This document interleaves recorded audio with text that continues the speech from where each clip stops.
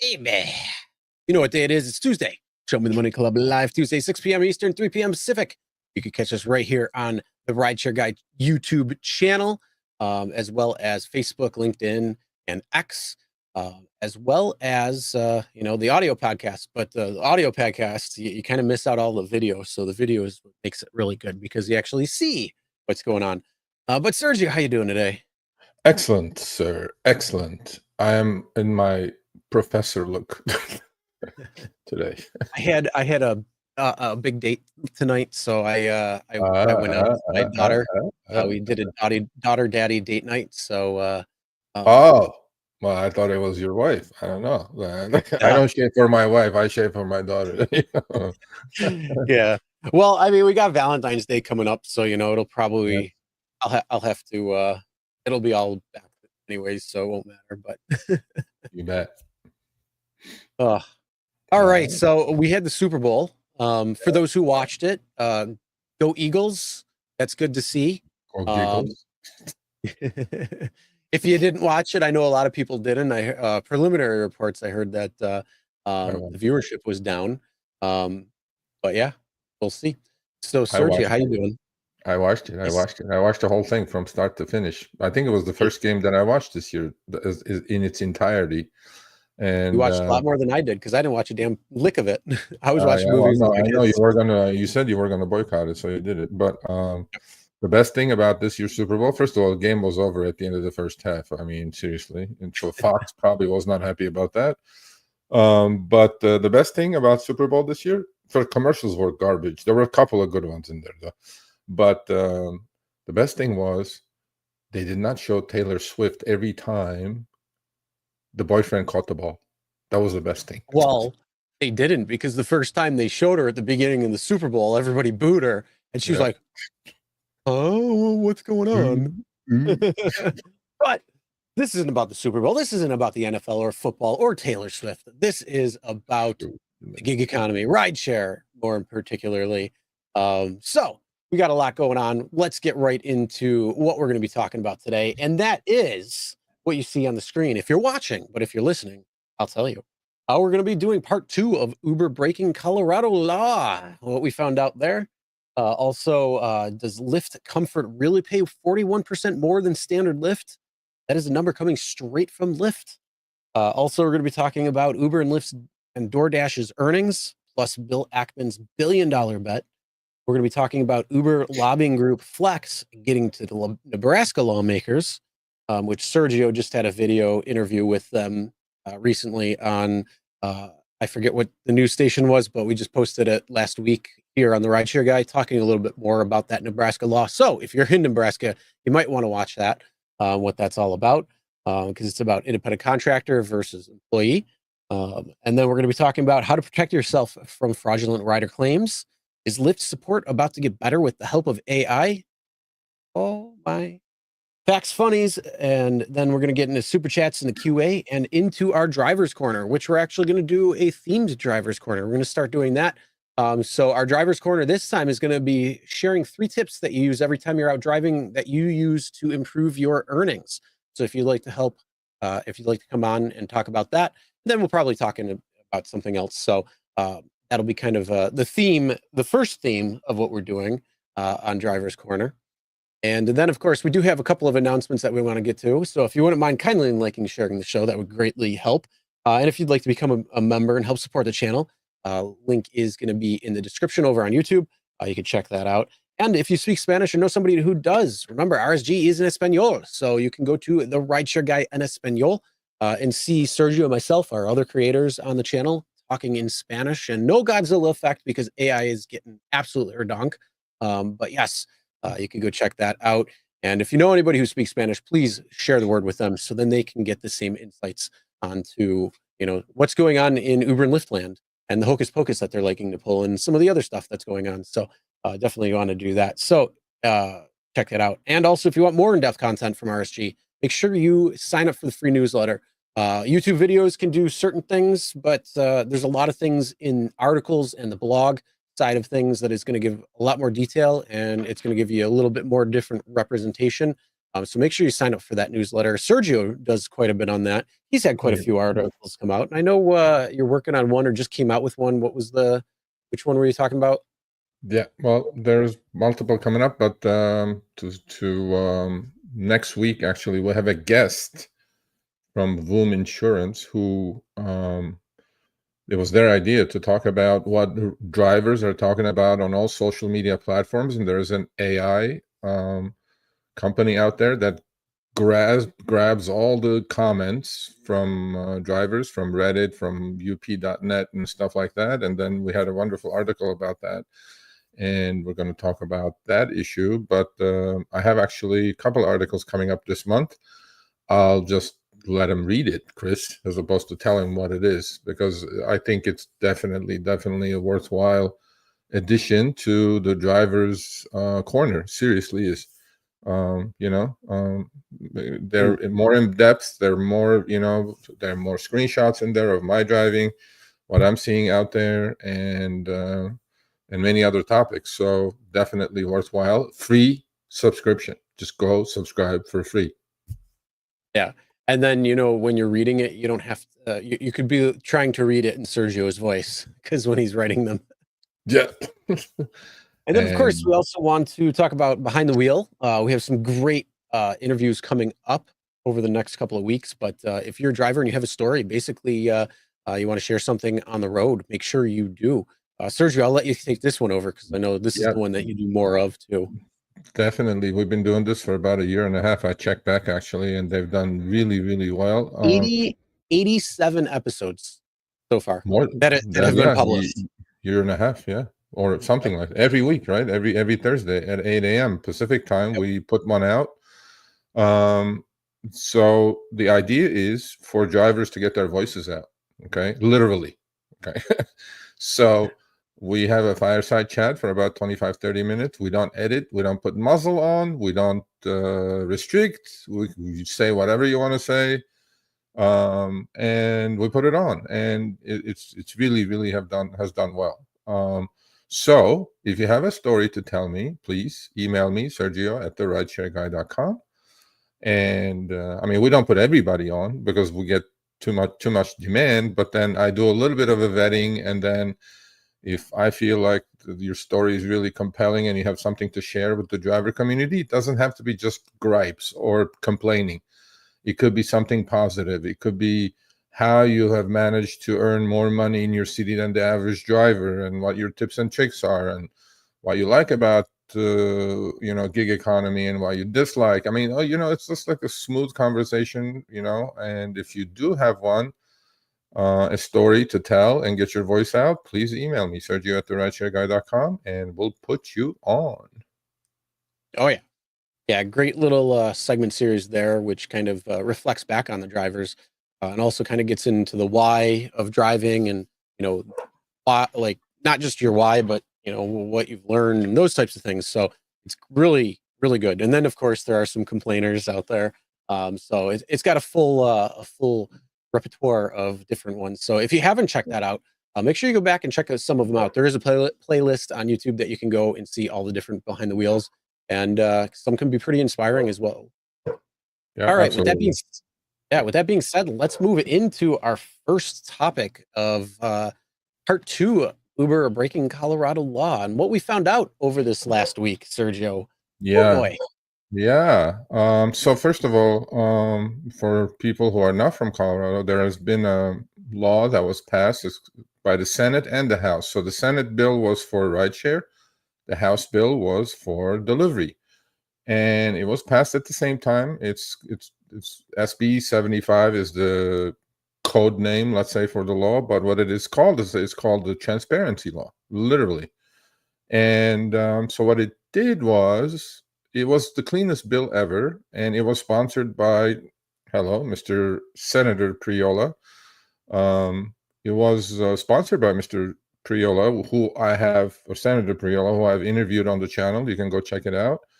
And it's basically, it was about two things and only two things. There was no minimum pay.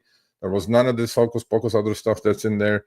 One was protection against unjust deactivation. Okay.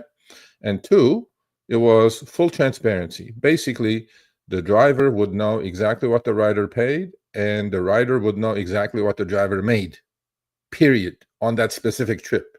All right? Okay.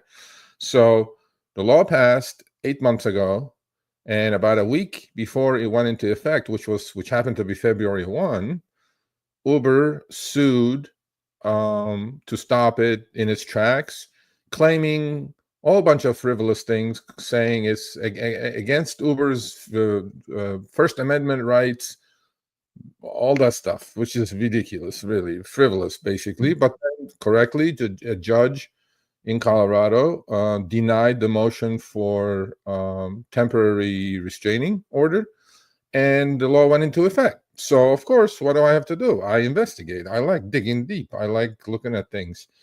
So, as of February 1st, Uber has to send out the receipts in specific, and has to make specific changes. If they don't, this is not just Uber and Lyft as well. Each occurrence of breaking the law is punishable by $1,000. Okay, Chris, that's a lot of $1,000 we're talking about. Mm-hmm. So immediately Uber, as we can see, here's a trip. The ping is on the left. I have my sources. I love my community, man. You know, I go tell them, send me something, and then boom, within 10 minutes, I have what I want, right? So there's the ping. There's the receipt. Look at this driver receipt. How nice it is, Chris. It says $463. The rider paid $901 right on the trip detail screen, right? Uber service fee, $2.33. Insurance and other fees, $2.05. Rider fare before promo, $9.01. How transparent. Isn't this wonderful?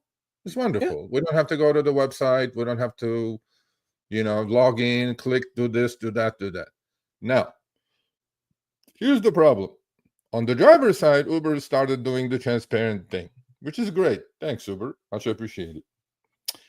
However, on the rider receipt, when this driver was, nice enough to ask the rider, can I see your receipt? And this is the rider's phone. He took a picture of the rider's receipt. Does it show anywhere over there what the driver made on the rider? Nope. Would that be all I see is by the trip $1,000 and the Colorado prearranged ride regulatory fee. Of course, they got to throw in some sort of regulatory fee in there too, and then their booking fee. Right, but if you look at the receipt, it says Colorado prearranged ride regulatory fee is 32 cents. Booking fee is $1.73. If you add those two up, it's $2.05, which is exactly what it is on the driver receipt. You see that? The second line item there, right? Okay, that's fine. So subtotal $6.96, trip fare $6.96, driver made $4.63. Where does it here show that the driver made $4.63? It doesn't, and it also doesn't show the Uber service fee either. So that $4.63 and that $2.33 are mixed out of that $6.96 that's in there. Yeah. So Uber, I mean, I don't know. Is this breaking the law part 2? Because we did the last one last week, and that was pretty clear cut. There is not much to say about that one. So don't break the law, Uber, and it's punishable by $1,000 per occurrence. I don't know how many trips you've done already, Uber and Lyft in Colorado. Let's do this. It's the 11th day of February, so the law went into effect February 1st. So we've had 11 days. How many trips do you think have been given, through Boulder, through Denver, through a lot of these areas within Colorado itself? I'm going to probably say 100,000 rides. What do you think? Minimum? So 100,000 rides, $1,000, $10 million in fines. It's adding up pretty quick. Yeah, let's not leave Lyft out of this. So I'm going to get Lyft receipts next week. So we'll do the part 3 of this saga.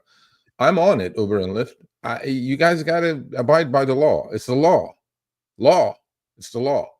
So now I'm going to go one step further, Chris. What I'm going to do is I'm going to have one of my driver's contacts actually take a short trip in an Uber or Lyft or both. Okay. Okay. So Matt's got the right think right here. They're yeah, trying. What Matt they're trying to always do has is the make it right look shit. like that. Actually, we're going to show some of Matt's stuff here. Yep. But anyway, okay, this is what I'm going to do. I'm going to have one of our community members go take a short trip on an Uber and Lyft. So I'm giving Uber and Lyft the benefit of the doubt until next week. I have 2 people who are going to do this for me in Denver. So there is that receipt that you see as a rider in your rider app. Okay. But Uber will email you a full-on receipt to the rider after the trip is over, maybe 30 seconds, maybe a minute later. Okay. With all the breakdown. I'm hoping for Uber and Lyft's sake that breakdown, which is under the law, is there. And it shows what the driver made to the rider as well. Because if it doesn't, they are definitely breaking the law. And we will notify, the state authorities and have them take it over. And I already am in touch with Senator Priola's office. We'll see where it goes. But, the law is the law. Just because you don't like it doesn't mean you don't have to abide by it. So nobody's above the law. Yeah, some people like to think that. But yes, Uber is definitely not. And they've been on the wrong side of the law many, many, many, many times. That's pretty much how they've grown into the behemoth that they've become, is through illegal and shadier operations, going back to the TK days and some of the stuff that they were doing, which we've talked about a couple of times here on the channel. But yeah, the reality is, I hope that they're doing it, because just imagine from today and continuing on, if they still don't change it or still don't have those types of information there, then how much money will that actually add up to? And then my question is, if let's say it was 100,000 rides at $1,000 a pop and you fine them $10 million, are they actually going to fine them at that? Or are they going to be like, oh, well, you could give us like $1 million and then we'll be okay? I think they should make sure that they go for the full extent. I know, but the reason it was put in the law that it was $1,000 per occurrence is because of this, right?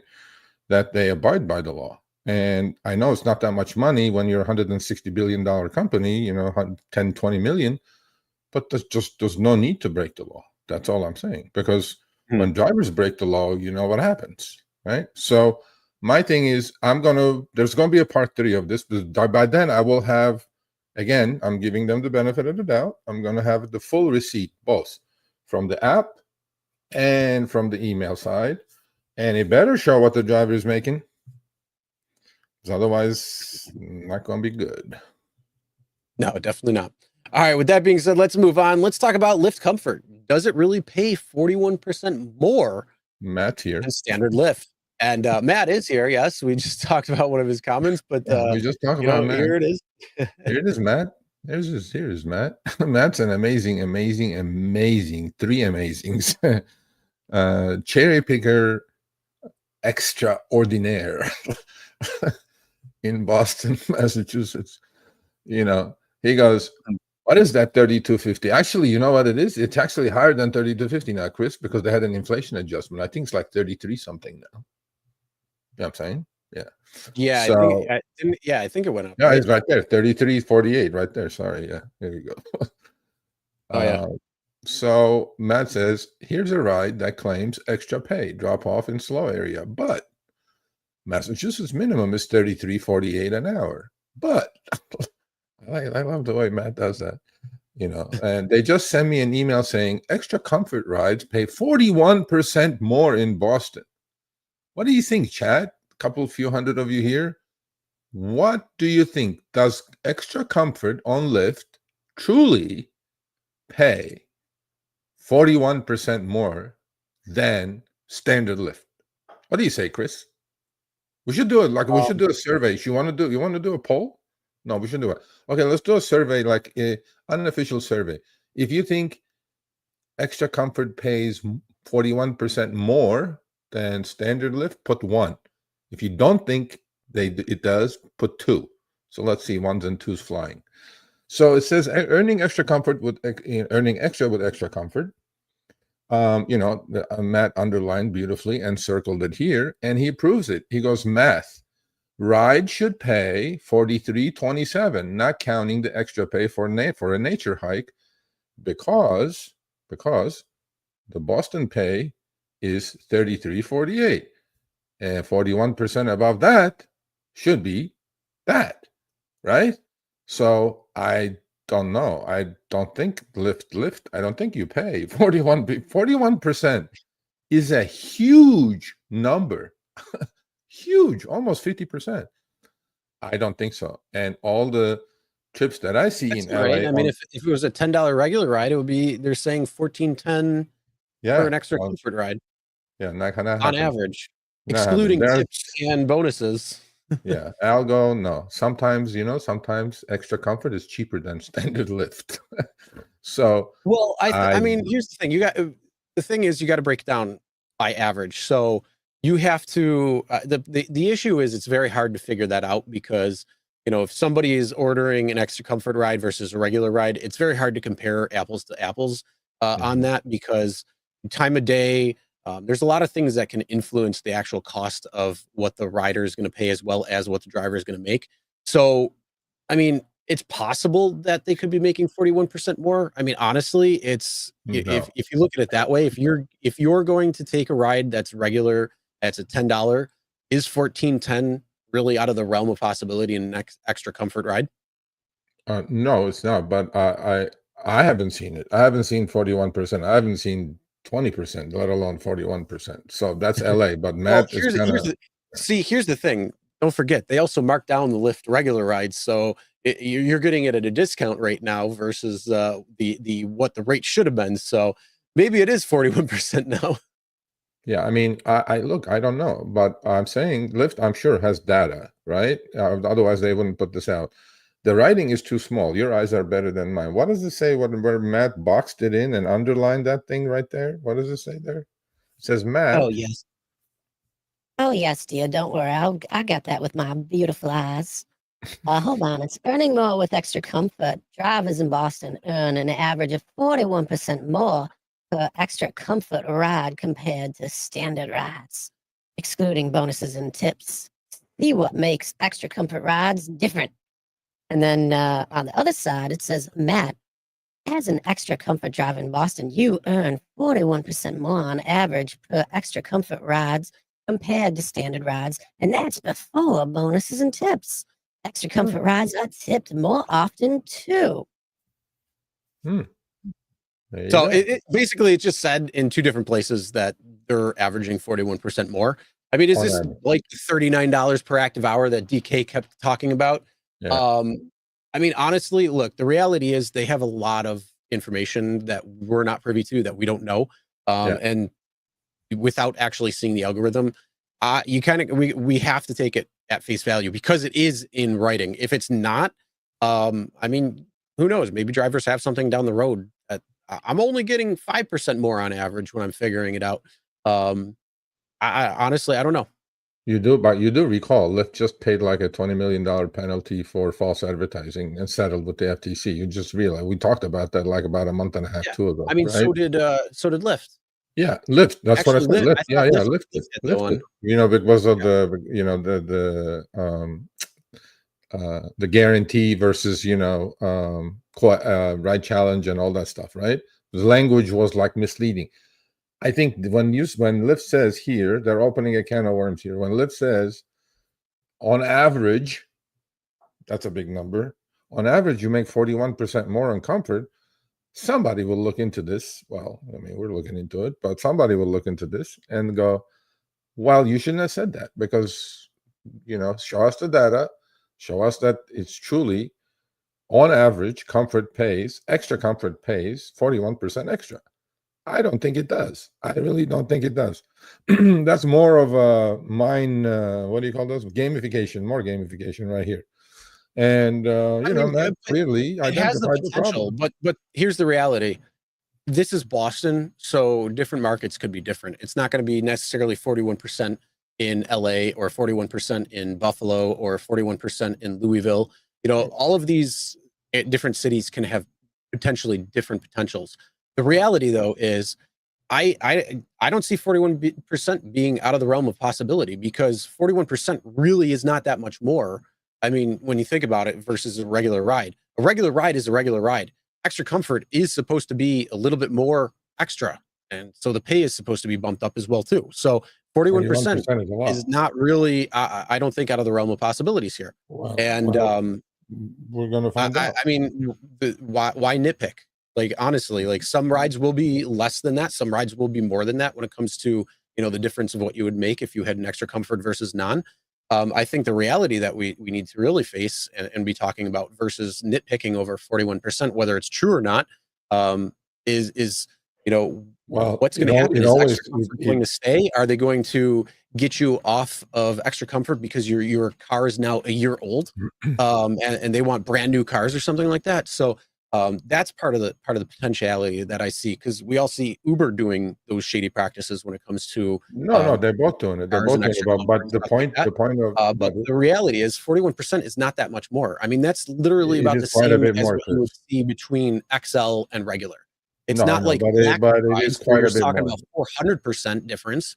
So a 41% difference is not really that much or inconceivable to say that the reality is it's probably right there. I don't really think it's not. Well, it's not about nitpicking. It's about discovery, right? So when these companies claim things, they have claimed many things that we have nitpicked, and it turned into a whole different ball of wax. Show me the proof. Show me the proof that there's. Well, I don't have to show the proof. They're saying that, and look, they're saying that it on average it pays 41% more. I'm saying this is nothing by a mind game. You're saying they're saying it's 41%, but you're saying, well, you know, I beg to differ that it's different. Okay, well, show me the difference between that. Give me 100 rides, and let's see 5%. Let's see 8%. I mean, again, 41%, I don't think is that much difference. Again, a $10 regular ride versus $14.10 that you're getting paid for on extra comfort. I see that there. Yeah, but on average, no. But I will bet on this. Then we'll continue with that with this. I don't have a problem doing, like, following up. I don't have a problem figuring it out. And I definitely don't have a problem looking at it to say, oh, the average that we're finding is only 12%. You're claiming 41%. I don't have a problem with that, as long as we have the rides to back it up and the proof to be able to show. You know how we do things here. Other than that, you're just gotta complain up the ass. No.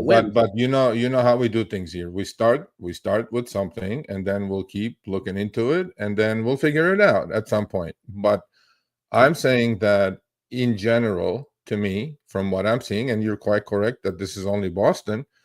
But if you think about this, Chris, on average is a big number, okay? If one ride comes even with standard, the other one has to be 80% above standard for it to average to 41. 41 seems like a very, very big number to me compared to standard. Now, we will dig into it. We will, I'm sure our community will provide me with all the screenshots that we need. I'm sure by the end of this week, we'll probably have 100 screenshots of trips comparing trips. But again, we don't have all the data. But what I'm saying is that this could be another false advertising kind of a thing. That it's mostly, both companies do it. They play the mind games. What is the mind game? Oh, you drive comfort. It could be 41% more. We're not going to buy it. Absolutely possible. But the reality is, I mean, you've got to compare trips in order to see what's the difference. And I mean, we've seen some trips, we've seen some Uber X trips and Lyft regular trips that bewilder you when they actually show you some of the prices. Like, wow, this one's actually a really good trip. It's the unicorn that we all chase. But then there's other times it's like it's laughable at what they're offering you. So I mean, the reality is, yeah, extra comfort pays more. How much more? Is it 41%? It's possible. I mean, it's about the difference probably between Lyft regular and Lyft XL. Let's be real. And extra comfort and XL are very similar.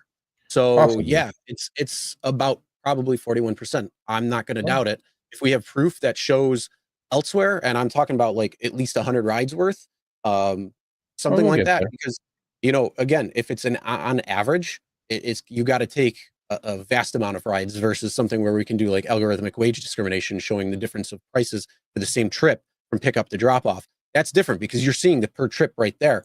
But when it comes to trying to compare extra comfort to regular, yeah, you're going to get paid more because they flat out say you're getting paid more. And it's very similar to XL, which again is probably about 41 to 50% more than a Lyft regular ride. So again, Well, we're I going don't to find see out. the issue We're going to here. find out. We're going to find out. All I'm saying is that I'm not buying that it is 41% more, and then we'll go deeper and we'll dig it out and figure it out. So this is just the opening,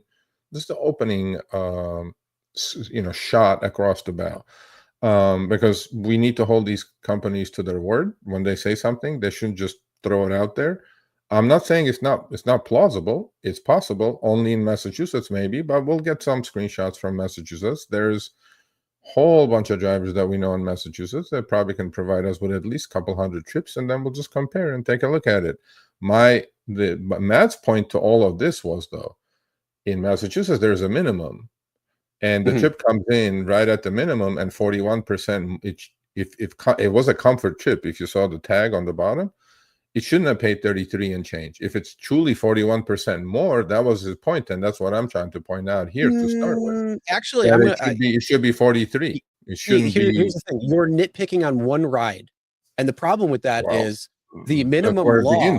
No. The minimum law states that after tip, or I think what's not included, just tips isn't included, but bonuses and everything else, anything that if you make 33.48 or less, then they have to boost you up by that top off. So they could give you what they're doing with you and Uber Eats, where they're paying you 50% and then topping you off 2 weeks later for the Prop 22 money. The same exact thing is exactly what they could do when it comes to Massachusetts and any state that really has these minimum laws like that. Which they are. Exactly. So the reality is you could say, yeah, that's what it is based on that ride. But the thing is, if you're not taking that particular ride, or you are taking that ride, you're taking other rides, hopefully you're making over that 41%, but or I mean that 33.48. But again, if they're going to be paying, if they're actually going to be actively trying to pay you less than that 33.48 per active hour, then when they're making it up, hey, 41% more is going to look like it's nothing. But the thing is, you gotta play multi. Well, it's the claim. No, but then like Matt said, you can't make that claim then, right? All I'm saying is that if you're going to top off 2 weeks later, don't make the claim and then top me off 2 weeks later. I understand. Well, I understand why you're saying. They're going to save 41% on their top off if that's how they're doing it. Let's just say hypothetically that you have this 33.48 per active hour. Okay, you're making, let's say, 41% less than the actual minimum in Massachusetts. Hypothetically, you have to make 41% more. That's the top off. So guess what? You would be making the exact same whether it's regular or comfort. Wouldn't matter. But if you're taking all extra comfort rides and you're getting that 41%, hey, guess what? Now maybe you're at that 33.48. You're not getting a top off. So again, it's the same thing. No, I get that. I get that. If you are actually, if they're going to say, hey, we're actually going to pay you 41% more than the 33.48 per active hour, well, then you have something there. But the reality is that's not how they're doing it. They're saying, hey, we have to pay you at least 33.48. If you don't do that within the 2 weeks based on your rides and your active time, then guess what? We have to pay you a top off. So, I mean, you're okay. Now you're missing. That's apples to oranges. All I'm saying is that that's a different topic altogether. So the top off is going to happen if you're under it. Is going to happen automatically to 33.48. But if you're claiming that on average, every comfort trip on average in Boston is paying the driver 41% more than right, and a standard trip, then you shouldn't have bulked that in with the top off part. It has nothing to do with the top off. It's just it's the two separate issues here. But I get your point. However, we're gonna, we'll get a couple hundred screenshots and compare.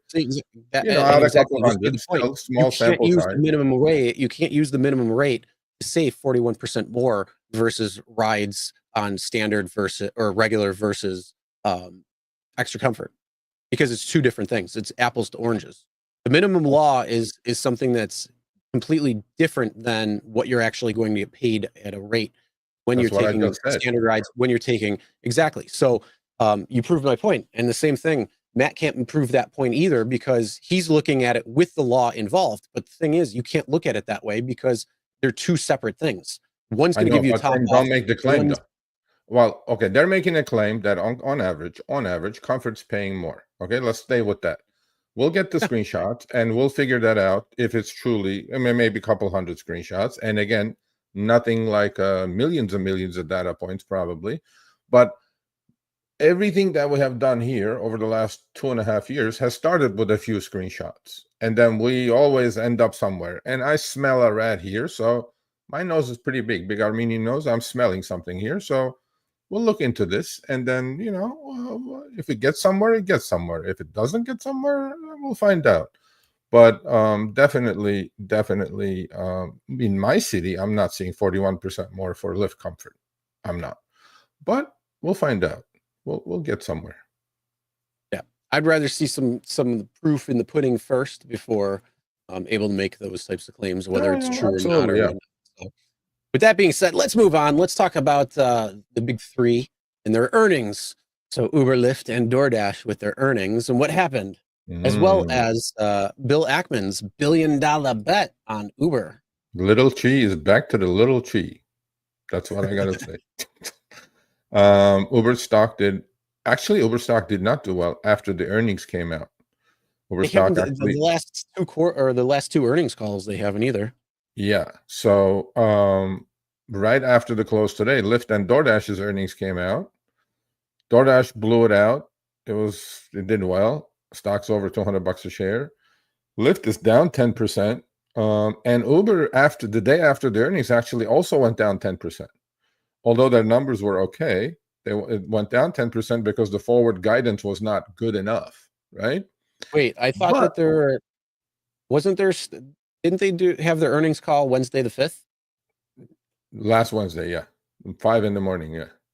So if you look at Tuesday was at 69.75, and then it went to 64.48, but then it rebounded back to 70. Yeah, well, the reason it rebounded is because of Mr. Wonderful here. Because right when the stock was down about 10%, this news broke out. Do you recall Bill Ackman's viral tweet? Maybe it was like 6 months ago. Do you recall that? We even, talked about it on the show. I remember talking about something, but I don't remember what the specifics of it was. He tweeted out with tagging Dara Khosrowshahi. He says, I was in a cab or in an Uber. I tipped my driver and the tip never showed up. Are you guys, figuring out tips into your earnings and all that stuff, right? It's that's right. On Twitter.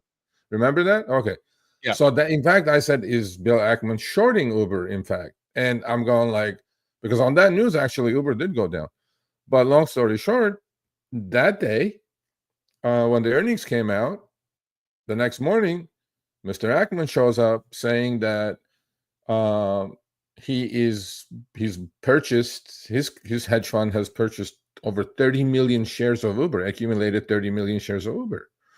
And that at current market value, today's value, is over 2.3 billion. And actually it's a little bit more than that now. Now, we don't know when he accumulated, but we're assuming he accumulated in, a while ago or into the 60s. And he thinks Uber is dirt cheap at 2.5 at these levels. And he couldn't speak more highly of Dara Khosrowshahi. From that tweet to this is kind of a weird thing. So, Mr. Ackman, I mean, I know a little bit about these things, so I would love for you to come on either Show Me the Money. And because there is a point here, Mr. Ackman seems like he's a fair person, okay? Would there be a possibility with all the shares that he has accumulated, right? Again, 30 million shares, by the way, Uber has 2.1 billion shares. 30 million shares is about 1.5% outstanding shares. And would he go in there and, there was some Twitter talk or X talk saying that maybe he'll go in there and then fix things and do things. First of all, Uber doesn't think anything is wrong with Uber. Nothing is wrong with Uber, according to Uber. Well, how much do you think that a hedge fund billionaire sat down with a billionaire CEO of $1 billion company and had some complaints about it first, which we talked about, and then decided to, over the course of that time, they got a little bit more intimate with each other and kind of understood the basics of what everything was. So Dara, being the smooth talker he is, let's be real, probably talked with Bill and said, hey, we've got a great system here. It's very efficient. And he's probably using all these good words that are the buzzwords that are going on right now, like efficiency and all of that stuff, where it's probably going to look good for them. And then he's probably putting some numbers in front of them. And that's probably why he decided to put 2.3 billion into Uber, because he's seeing what's going on, had a nice private conversation saying, hey, you know what? They know what they're doing, and they know how to pinch pennies on the drivers and try to charge more on the riders. It's going to suck for everybody all around. But as a company standpoint, well, it's probably a good bet.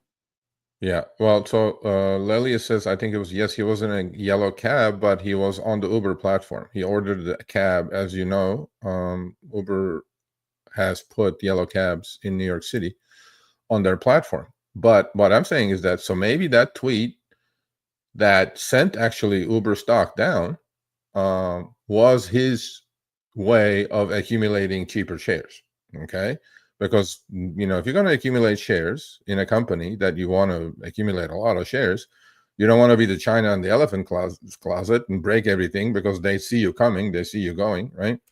So maybe he just puts up a tweet like that, and, stock goes down, and then he starts accumulating the shares. Well, when the second this was announced, Uber should turn around from 63, it went as high as 78 in 2 days, because now you have a hedge fund billionaire who is putting his mouth, his money where his mouth is. After hours trading, it's down a little bit.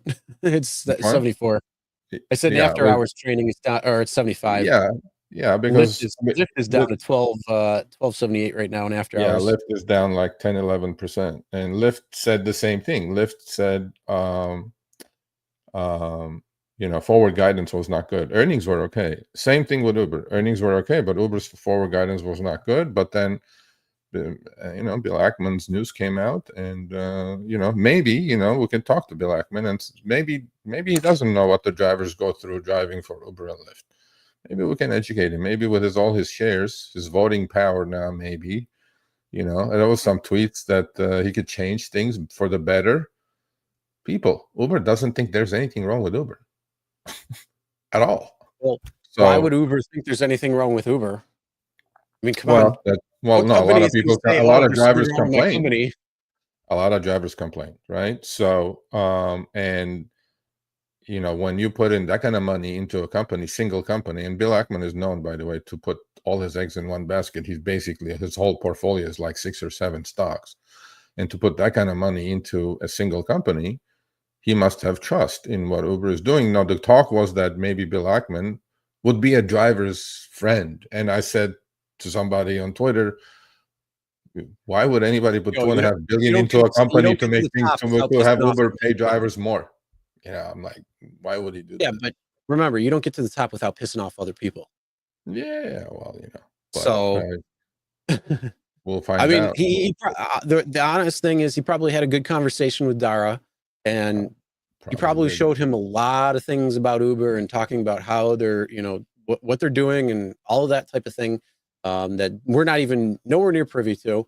And he probably said, "Hey, you know what? This is a pretty good deal. Let's a long-term investment, as he thought it was a good deal. It was a long-term investment, obviously, and it sure showed its effect. Though when his name showed up, stock goes up. It's not a small company. Stock going up 15 points, about 20% on that announcement is huge, massive. Yeah. Well, we'll see. So Lyft is back to the small tree. Yeah, they are. And Doordash is fine, and Uber was okay, but now with Bill Ackman on their side, it's probably. And Lyft complained, by the way, today's saying that competition is fierce. I'm like, okay, well, wait, what is their competition? Yeah, competition with Uber is fierce. They said. Fierce. For some reason, I think Uber is looking at Lyft like the annoying fly in the room. It's like, can I just get that damn swatter and just... We'll find That's out. all they're doing. Yeah. Well, when Jeremy shows up next time. Huh? When Jeremy shows up next time. You know. Speaking of, it's been over 3 months. Oh yeah. Okay. I'll give him a ring. I got Jeremy. It's your time. Jeremy, 3 months. Let's go. Let's go. Every 3 months. It's State of the Union. We ain't screwing around. Yeah, Jeremy. All right. Well, let's move on. Let's talk about Uber lobbying, the group Flex, and Nebraska lawmakers, independent contractors, employees. Something that is always near and dear to everybody's heart. I want to be an employee. No, I want to be an independent contractor. No, I want to be an employee. But Nebraska is getting involved.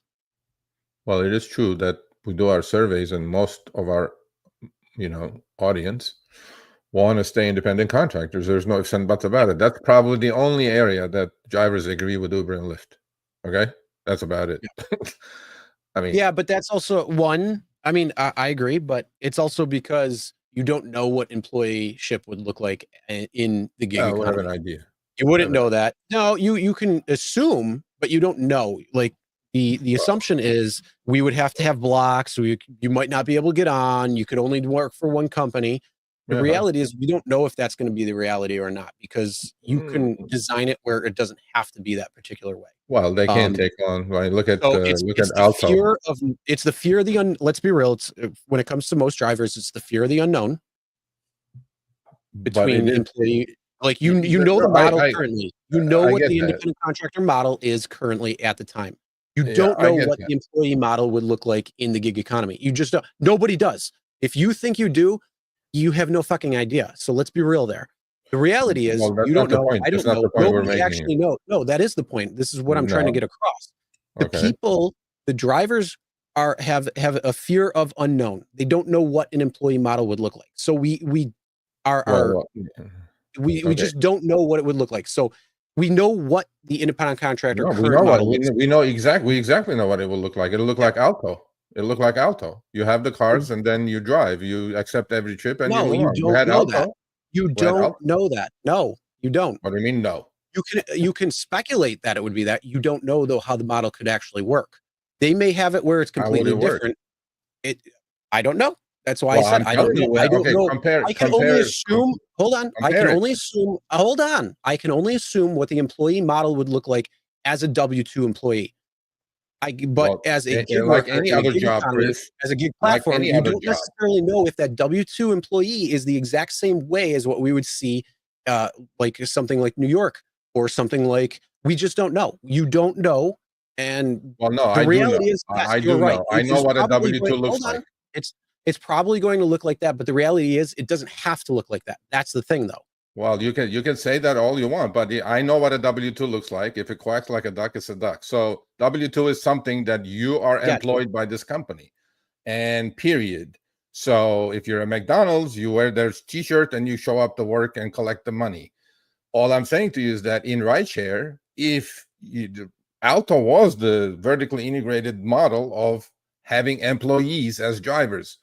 There's one company in New York that does it with Tesla. So all I'm saying is that there is pretty much a couple of companies out there who kind of failed actually at that model, owning the cars, giving the drivers benefits, having them as employees. It didn't work out, obviously, because it's not a high margin business. Now, this has nothing to do with that. This was Uber lobbying arm called Flex, which was behind Proposition 22 in California as well, in Nebraska. So I get a call from a Nebraska TV station, KETV. They go, "We found you. Do you want to talk about this?" I go, "What is it? I didn't even know there was this was happening, by the way." They said, well, a couple of senators introduced a bill that is going to automatically make drivers in Nebraska independent contractors. This is pretty much preempting that potentially AB5 types of things can happen in Nebraska. So Uber is taking the lead in this, and through Flex, going to the Nebraska House and the Senate saying that we need to pass this. and it sure did, 33-12. So it's going to go to a second vote. And they interviewed me on the TV, and we put it on the channel. And I don't think this is kosher because there is no opposition to this at the moment in Nebraska. So if you are in Nebraska, please get in touch with me and get in touch with your legislators, specifically Senator Lauren Lippincott, and who's, I think he may be the sponsor of the bill. That there should be some opposition because there may be some voices out there who would want to be employees, who would want to have bargaining rights, who would want to have some other rights, such as maybe Washington Drivers Union got in Washington State. But the thing is, they're trying to pull a fast one here through Flex and saying, no, we just want to make sure that by law, every driver in Nebraska is independent contractors without hearing the other side. And when they interviewed Senator Lippincott, he said this. He said, Senator Lippincott, the rideshare workers chose to work without entitlements, such as insurance or minimum wage, saying, if you, as the employee working at Uber, first of all, Senator Lippincott, we're not employees, so your language is kind of messed up there. Working at Uber or Lyft, don't like that, then you're free to find a different job. I'm like, sir, you have no clue what you're talking about. And I would definitely, and in fact, at the end of that video on the channel, they said, I offered them, I'm willing to testify, or at least comment on this because the first one passed. The second one, there's 2 more hearings. And I'm willing actually to go to Nebraska and educate Senator Lippincott about these things. There should be an opposition to this, right? Because there may be some people like Massachusetts did it, New York State did it, and in California, Uber and Lyft and Doordash did it with Prop 22. People should have a choice. And their excuse, by the way, was, well, we had hearings and no drivers showed up. How come they didn't show up? This is the problem in the driver community. They didn't probably even know about this bill, and they didn't show up to comment or do anything about it. So to all Nebraska drivers, go create something like Washington Drivers Union, maybe Nebraska Drivers Union. And if there is a bunch of you in the group to want to be employees, which I don't want to be, but if you do, this should not go through without opposition. That's all I'm saying. And I'm willing to testify in the Nebraska House and the Senate to educate the legislators a little bit that Flex is the arm of Uber, and, without going into any negotiating, issues like Boston, in Massachusetts, like in New York, like in Washington State, they just want to pull a fast one. I think that should not stand. So Nebraska, if you're a driver in Nebraska, please get in touch with me, Sergio at therideshareguy.com. Oh, yeah. Either way, I think, yes, a lot of these lawmakers really need to be educated because they have no idea what it is that they're talking about. All they're doing is looking at, a couple of things and formulating an idea when they really have no idea. And as he said, that last statement there on that screenshot, he has no idea what he's talking about. And that shows that. Employee of Uber, he goes, one employee. Nobody's an employee there. And, don't leave it to Uber and Lyft to let you know that that's happening in Nebraska, because they're not going to say anything because they're like, oh, perfect. This is exactly what we want. We want to make sure it's codified as independent contractor versus an employee. And I'm not saying, one's better than the other, but I agree with you there where I want to remain independent contractor, but I still want to see what it would look like under the model of the possibility that it doesn't have to look like a normal W-2, what we notice. So then that way we can actually look at it and say, okay, well, we have a little bit more information. Then that way we can decide whether we think it's better or not with more knowledge. Because let's be real, 50% is completely unknown. The other 50% we know entirely, and everybody's pissed off about it, but yet you still want it. So, you're in between a rock and a hard place at this point. So what could be different that could be better, and how could it be better overall? We don't know because it never got there. Exactly. And so, I wouldn't mind seeing a state enact some sort of employee model for gig work and, run it where it's not going to be something like an issue where you're on a schedule, or you're an employee of this particular company, or you got to get hired by this process, or whatever it might be. There's a lot of different things that we just don't know, and unfortunately, we can't say, hey, this is going to be better or not. We want to remain independent contractors because that's what we know. But put it in an employee model that's addressed properly for the gig economy actually be better? And we just don't know, because nobody has seen what that looks like or what it is. And you can't compare it to Alto. You can't compare it to Rev. You can't compare it to these other platforms, because they're going in it with a different mentality than what I'm talking about. There is a possibility to have a win-win-win between all of it. But the problem is these companies don't want that, because that means they're going to have to pay you more. They're going to have to pay you benefits. They're going to have to pay a lot more when they want to pinch as much as they can pay you. We want to get paid more because everything else costs more, and we want more. Everybody's going to complain too. You talk about it where it's like if everybody in the country had Washington State, Seattle city ship and township rates, you'd still have people complaining that it wasn't enough and you weren't making enough and all this stuff. So, the problem is, I get your point. We need to know what the other half would actually look like in a true condition, not something that we could speculate. Because again, the gig economy is completely different than the normal W-2 world that we live. So that's why when we're looking at the W-2, many people escaped the W-2 or want to escape the W-2 because they don't want to be tied to the job where they got to work 40 hours plus at a certain time every single day. I mean, I get that. Trust me, I 100% get that. I gave that up 10 years ago and I haven't looked back. So I like being a business owner. I like owning my time and that type of thing. So, buddy, that's not the topic. How is it going to look? That's not the topic. The topic is Uber should not pull a fast one through Flex to pass something without the opposition having their voices heard. That's about it. We're not discussing, employee model versus, this or that.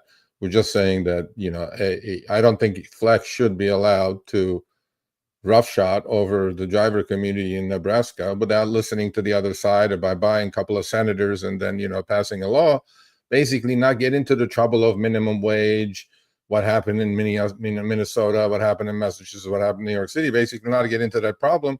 Once you lock that up, you don't have to do anything. Then what do you think Uber and Lyft are going to do? Once you lock them up as independent contractors, it's just going to keep lowering fares through these wonderful algorithms. All I'm saying is that it should not be allowed to roughshod over the driver community in Nebraska. That's it. There's nothing to do with how it looks one way or the other. That's not the point. So. Yeah, because again, most drivers in Nebraska, all of a sudden they're going to be like, hey, guess what? There's a law that passed that codified you completely as independent contractors, and that means this. So yeah, well, that means you're going to get rate cuts. Probably that's what that means. But we've seen that over and over. I just look, as a driver's advocate. I'm totally willing to put my ideas and my thoughts into educating the legislators there, because I don't think they know what the heck they're talking about. So, God, no, they don't. Yep. All right, let's move on. Let's talk about a different subject and how to protect yourself from fraudulent rider claims. Something that we all worry about every single time we may pick somebody up. You want to know, is this person going to claim some bullshit, and what to do about it? So, got a scumbag rider report. Yep, scumbag rider report. I got one, and luckily I got an email that this was resolved. The driver was put back on the platform without too much involvement, really. So it goes, "Hi, Sergio. My son drives Uber and just received this text from Uber this morning suspending him under a false claim from a passenger that he was in an accident. Capital, bold, underlined. He was not in an accident." I hear this quite often, actually. That the rider goes, "Yeah, we were in an accident." Now, are they trying to defraud? Are they going to make a claim? There's a lot of fraud going on, and then Uber does complain. That's why I think, part of their commercial insurance complaints is through these kind of things. These kind of setups that these a-hole riders are doing. So, without caring that the driver could get deactivated. So he has pictures of his minivan and dash cam data, if they will tell him which ride the supposed accident happened on. As we know, they're not going to tell you because of protecting the privacy of the rider, okay, on what trip that was. So that's why what do we say? Dash cams is a must. So what is the best way to proceed and fight this? Good luck. Is the passenger going to file a false claim with the insurance company for injuries and commit insurance fraud? Great question. Why does Uber let passengers get away with this? They do because they're the ones that are paying the bills. We receive and then the message to the poor drivers is, we received a report that you were involved in an accident. We hope everyone is okay. For safety reason, you won't be able to use this vehicle for trips under the condition of the vehicle until the condition of the vehicle is confirmed. Please respond to this email. And it took about 72 hours, but luckily, because there was no accident, by the way, none. And it wasn't like a fender bender. They had to take pictures and send it back or whatever. Some passenger complained and they put the guy on 72. So he lost 72 hours of income. And being a minivan seems like Excel. And this happens quite often. And therefore, please, pretty please, with sugar on top, have a freaking dash cam. There you go. Mm-hmm. Oh, should we say? We should say that. So we have a special guest in a couple of weeks, hopefully, maybe a couple, 3 weeks. We're going to interview, talking about dash cams, we're going to interview the CEO of Nexar, a wonderful, wonderful dash cam company. And you guys stay tuned for that. We'll let you guys know when that's going to be, obviously. I counted it. He's going to be the 13th CEO that we're interviewing on Show Me the Money. Nice. Actually, to answer, I mean, one of the things that the email had sent is this passenger going to file a false claim with the insurance company for injuries and commit insurance fraud. The possibility is there, but the problem is, to try to prove that, you would need pictures of the car. You would need quite a bit of proof, and the burden of proof would be on them to supply that, especially since you would have no police report and you would have no, you have the dash cam footage. Hopefully everybody saves all their dash cam footage. So you have at least for, a good amount of time, and then you can delete it if you need to, or buy an external hard drive and just kind of keep it on there and, keep filling it up. It's definitely something that you need to watch out for when it comes to, insurance problems. But the reality is it'd be very difficult for them. Not that they wouldn't try doing something like that, but, they would have to have a lot of information. They would have to have pictures or something, some sort of proof showing that there was an accident when in fact there wasn't. But again, if you have a dash cam footage and you have your footage saved and it shows no accident, guess what?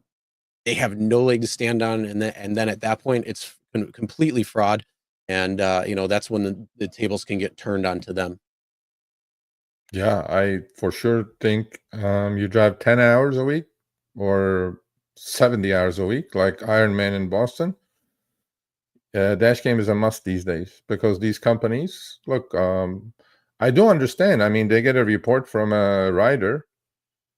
They could have been in an accident. Company doesn't know. It goes to some sort of AI system probably, and then they go, let's take the guy off until he proves that the car is drivable. I get it. You don't want to put an unsafe car on the road, obviously, but it happens quite a bit. And if a dash cam is going to accelerate the process of you getting back on the road and not lose 72 or more hours of lost income, that's the way to do it. And I think Uber, they have the, in-car, recording on the app. I don't think it's good enough. I don't think that's good enough, honestly. I think dash cam is enough. Yeah. No, it's definitely not. You got to have actual dash cam footage that's designed, because the problem with the phone is, the camera is going to be mostly looking at you because you're looking at the camera. And, if you're driving at night, it's not going to be able to pick that up, or even in low light situations as it's getting dark, or, in the early morning or something. It's just not going to show what's going on. The only thing you're really going to get is some sort of audio. And so the video from a dash cam, because it's got the IR in it, it's going to be much more clear. It's going to be much better. That's what it's designed for. You need to have a dash camera at this point. Not only that, not only just for rideshare, but when it comes to actual accidents and things like that, even when you're not driving rideshare, you should have a dash camera on and recording everything that's going on, because something could happen where somebody runs a red light, somebody runs a stop sign, somebody runs out in front of you, somebody does it on purpose, trying to commit insurance fraud. There's so many videos online showing that. Then they see, oh, there's a dash camera, we better run, get out of here. So there's a lot of things that are happening when it comes to it. So no matter what, have a dash camera. I mean, we shouldn't have to be talking about this over and over, but how many people do you get from emails that say, hey, do you have a dash camera? And 9 out of 10 people are saying no. I don't understand that one. Yeah, I mean, that's my numbers, and I get on average, I don't know, 10 to 20 deactivations. Please help me, like I have some sort of special power, they think, which I don't. Not when it comes to deactivations anyway. And they go, please help me. This is my livelihood. I'm like, bro, do you have a dash cam footage? Do you have some? They go, no. I'm like, well, right then and there, we're behind the 8 ball. So I don't know. You got to have a dash cam. The costs are so low these days. If you amortize it over the life of what you're doing, you're driving. I mean, if you're doing 50, 80, 100 trips a week, what is that? It comes to nothing. You need to have something, some protection. Just doesn't make sense. Oh my God, yeah. So definitely get a camera. There's so many good ones, but yeah, look at the Nexar one. That's a good one. That's that's where you can do live streaming from. You can do over the air LTE. So it's pretty good there, and it gives you a real time updated info. Those I think are going to be a lot better, because if in the event something happens, let's say an accident, and the windshield breaks, or something happens, somebody grabs the dash camera. Footage is already uploaded to the cloud. So at that point, whatever they're trying to do, whether they're trying to grab the dash camera, or if it breaks, you can't get the footage because corruption or something, you got the backup already. Yeah, no, definitely. And stay tuned. Zach Greenberger is going to be on our show in a couple, 3 weeks, and you guys will hear it from him. Right. Let's move on. Let's talk about Lyft Support. Is it going to get better with AI? I sure hope so, especially with some of the advances, but I have a high suspicion it's probably not going to. I don't know. I mean, look, AI is wonderful. I mean, I'm not going to say it's not, right? It does certain things really, really well. But support issues, I don't know. So Lyft is teaming up with Anthropic, and Amazon and Google have massive, massive investment in Anthropic, and Claude is their like ChatGPT is for OpenAI. Claude is their software. Yeah, I'm hoping things will get straightened up, because Lyft Support certainly needs help. Like on that one, I am on it, because of that. I'm pretty sure this will help. Because I have my dealings. All of us here have had our dealings with Lyft Support, and whatever they're using now is not efficient, and it doesn't get anywhere. And hopefully, it will get somewhere with Anthropic. So Lyft and Anthropic are teaming up to bring AI-powered apps and tools to Lyft product. The Lyft announcement comes months after rival company Uber announced similar deal with OpenAI. So the companies announced a partnership on Thursday, stating Anthropic's AI system Claude is already at work powering Lyft's customer service. Claude reportedly handles thousands of customer service requests daily and has reduced resolution times by about 87%. Hopefully, they are not what some of these agents are doing at Lyft. So hopefully Claude is a little smarter than these agents. And the announcement, so Claude, I mean, I'm hoping that AI is going to make things better in general in our lives, and help us and aid us get somewhere quicker. And we're both using it. Our channel is using it. My channel is using it. We're using the AI already. I mean, gosh, our Hispanic channel is all AI. So I'm going like, this can't hurt. it's worth a shot. And hopefully from that low bar that Lyft Support is at the moment, we can jump over a higher bar and, you know, have some satisfaction on both ends, by the way, riders and drivers. Yeah, I mean, honestly, if you train the AI enough and, you know, you don't have dead data in there, or problems where the data becomes bad data that it's pulling from, then it could actually potentially make for a much better situation because especially with these AI agents, they're able to actually work on things as well too. So there could be a potentiality there where the AI agent, if that's what this would be or could be, then hopefully they can do certain things within the system itself. So let's say you had a false accusation of getting into an accident when in fact you didn't. And then you're on support with them saying, I was in an accident, and says, hey, can I see 4 photos from each angle of the car? You give them the 4 photos. It looks at the metadata. It looks at the photo. It can read the photo at this point. AI is pretty good at that. And then they can say, hey, yes, this person is not in an accident. They can hopefully elevate it to the person who can reactivate you or turn your account back on, where it would eliminate all that. So hopefully it would be trained well on that. And I don't see it not being trained well because they can just upload a lot of information and actually say, here you go. You just have to make sure that what it's spitting back out is actually going to be accurate and helpful to the customer that needs the help, as well as, you know, whoever may be the next person in line on it. But I hope that it's going to help, and it's definitely going to help when you're trying to understand what they're saying, because if you hear somebody in the Philippines who may not speak the best of English, or Indian who may not speak the best of English, you know, you might be like, huh, what's going on? What? And you know, with these AI agents, whether it's through text or even, you know, actually on the phone with one of these AI agents, usually they're speaking English, so it's a lot easier to understand. Yeah, for sure. And you know, we all had dealings with support, black hole support, I call it. And you know, they're reading off a script. If you're a human on the other end, you're reading off a script, and the script that you're reading to me may not be applicable to my problem whatsoever. And most of the time it is. It frustrates the shit out of me more because I'm like, bro, that has nothing to do with what I said. So maybe AI will properly trained AI will probably, you know, solve that problem faster, which it says 87%, and better, you know, because we all want to move on. We don't want to be on a call to whatever we are calling for a $3 cancellation fee or whatever it is, right?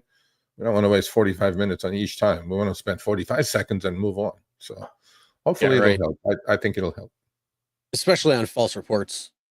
Yeah, well, that's a delicate subject. I mean, you know, because there's no, like, not every driver is pure vanilla, and we know definitely not every rider is.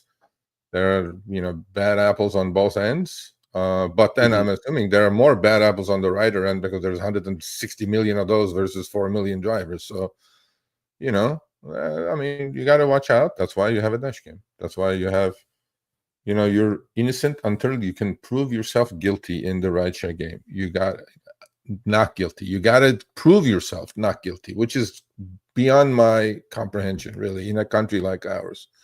But that's what the rideshare game is at. Yep. All right, let's move on. Let's go to some facts and funnies. And of course, we got to start with Waymo. This was a big accident in downtown LA. Look at this thing. This that thing got smashed jacked up. And it was full of people in there too.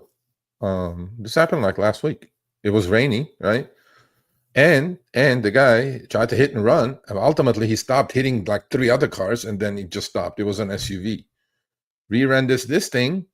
This died, obviously, but then it had people in it. So, you know, we always thought about this like, okay, who covers insurance? What happens? How does it go? I mean, we know the car is trashed. But if there were passengers in there. And is there any update on to how they are? No, I know in the article it says they've been hospitalized. No, I haven't caught. No, it wasn't like hospitalizations or whatever. But this is a pretty big re-render. So no, I'm sure my neck hurts. You know, 3 or 4 passengers were hospitalized.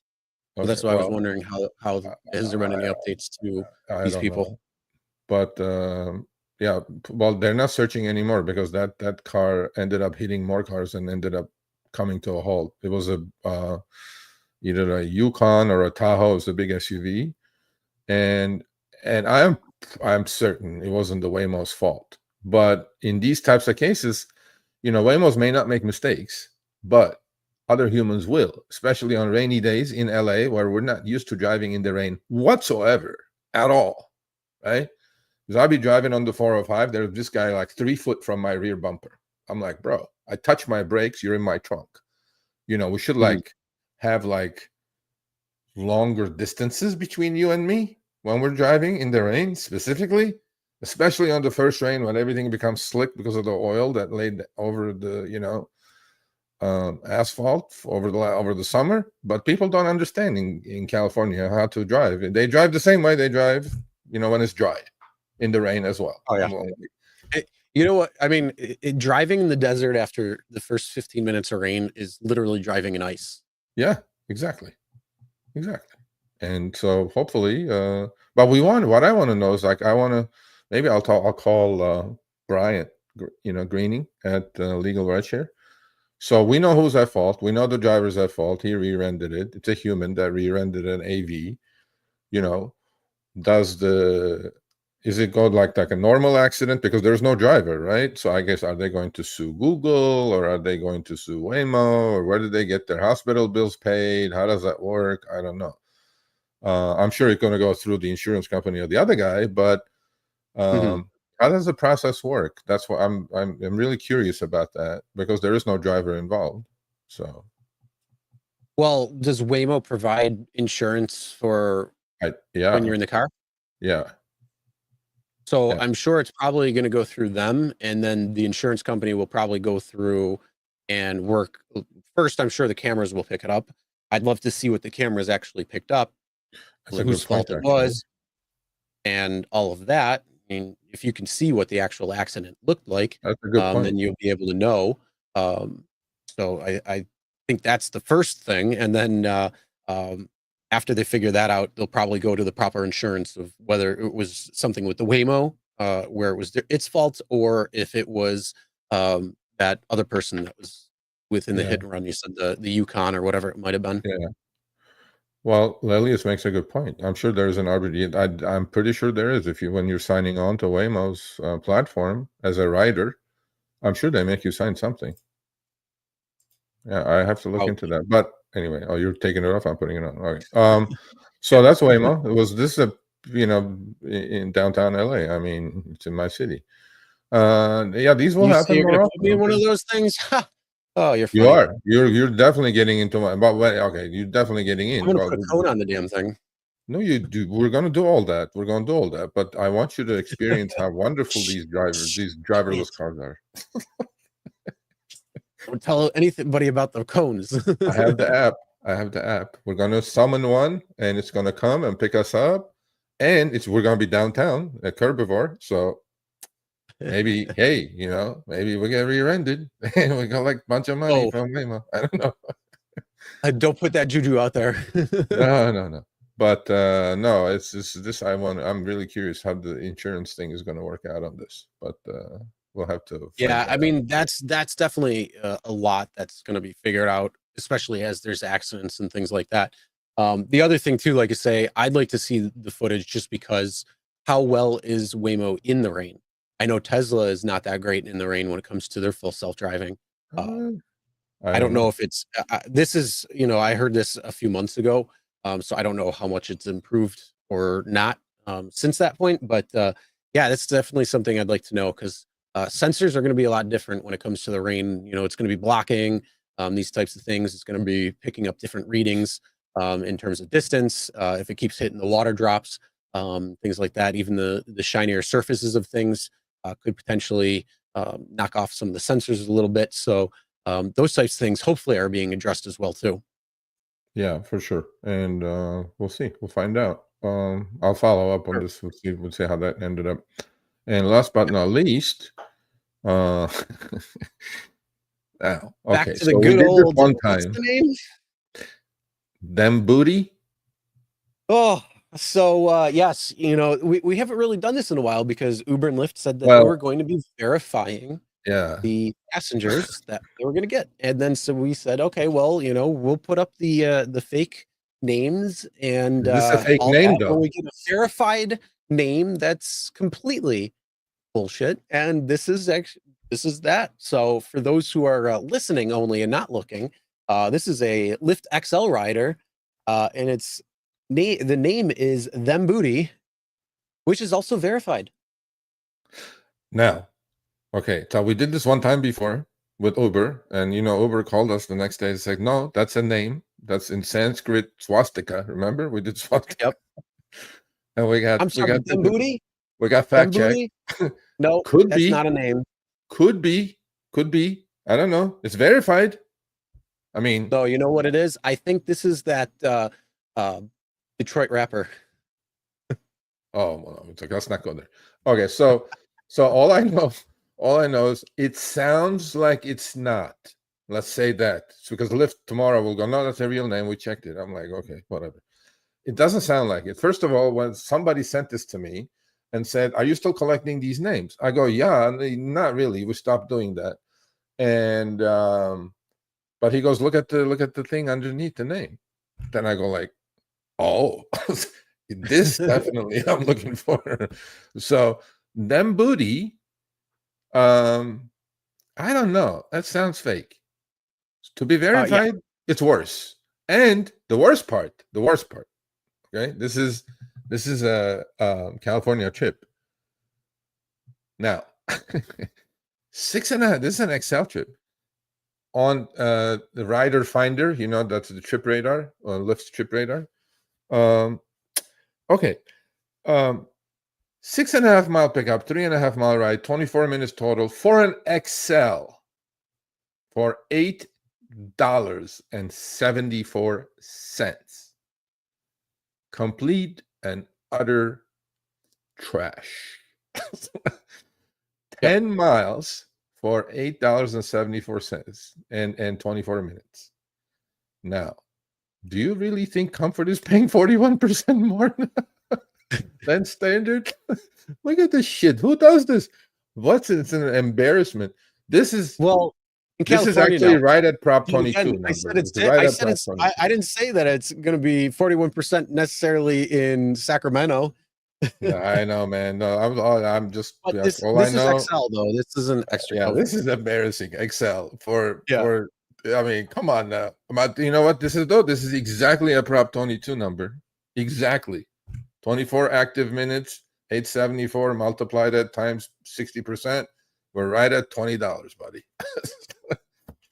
All right, so just to give you a little bit, I did a little bit of research on the Googles and looked to see if Them Booty is a real name, and to see if I could find any social media presence of Them Booty. And there is no social media presence of Them Booty. There is a Booty surname though. Them Booty which surname is found in the U.S., UK, Canada, and Scotland between 1840 and 1920. So right there, kind of seems like it's a little bit less. But usually you would find some sort of Facebook page or something where they would have linked to the internet that's called Them Booty. And let's be real, there's none. It's a fake name. Okay, so and I will say you're saying it's not somebody's last name? It's not somebody's last name. You're saying it's not it could be somebody's last name. Nope. It looks like Booty's surname was done in 1920. Booty. All right, so we call it fake, and we call it how's this verified? That will be the segment. Lyft, how's this verified? How do you what database verified this thing that you ran through? I mean, so we're gonna have these. So if you guys do get these, which you know what, the reason we stopped doing the reality names, because the reality is though, the issue doesn't honestly, as long as the name isn't like I'm gonna kill you or something like that, I don't care if it's verified, as long as they're able, like if there's a potential issue and they're able to get hold of the account holder through some means, then it is what it is. It's fine. No, they probably verified it. Fine. Yeah. Just don't make a false report saying he was talking about my booty. Them No, your booty name is wasn't in Dem an Booty. accident. So, okay, so what we could, so they verified with the act, so they left the cute fake name there, but they may have verified it with the actual person. So we'll take that. But it was, so if you guys do have these, send it to me. We'll put those up because we're not doing the fake names anymore because it got tiring. But if you have a verified fake name, then yeah, we'll take a look at it. So that's it, and we're done. Right. Yeah. Yep. Well, with that part. Them So if booty. you would like to, we're gonna get Driver's Corner on in just a few minutes. We're gonna go over some of the comments and stuff throughout the show. And so if you want to be on the Driver's Corner segment and you want to share 3 tips that you use every time you're out that's improving your earnings, come on the show and share those. We're looking for 2 to 3 drivers to come on, and you can post that. So link was just posted out. We're going to take the first 3 people. So if there's more, I'm sorry, you can come on next week if you'd like. But yeah, that's what we're going to be talking about. We're going to do more themes, so we can do some themes, and then if the conversation goes into somewhere else, it goes into somewhere else. No big deal.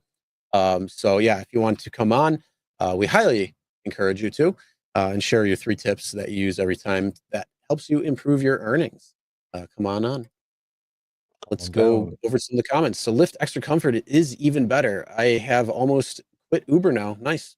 They took my 1-year-older car off comfort rides, so I don't give a F about them. Yeah, well, I mean, unfortunately, that's something that Uber's been doing. They've been cutting some of the comfort rides off and some of the different tiers. So what was the one that just went out? I think it was a Kia, right?